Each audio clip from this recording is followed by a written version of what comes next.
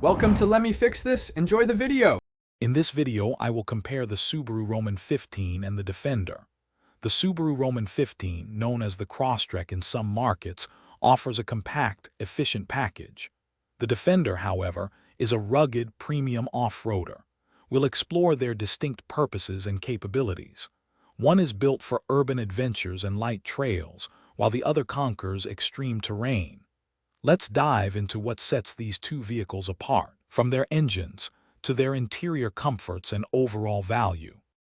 When it comes to performance, the Subaru Roman 15 provides a reliable ride with its standard all-wheel drive, perfect for varied weather and light trails.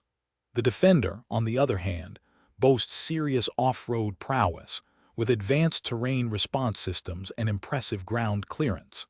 Its powerful engine options ensure it can tackle the toughest landscapes. Both offer capable driving experiences, but their strengths lie in very different environments. If you're finding this comparison helpful, please hit the like button and subscribe. And speaking of tackling any terrain, make meal prep easy with these leak-proof containers. They're perfect for keeping your snacks and meals fresh, whether you're on a long road trip or just heading to work. Check the description for the link and other great deals. Now let's get back to the video. Inside, the Subaru Roman 15 focuses on user-friendly design and everyday comfort, with modern infotainment and ample space for its class.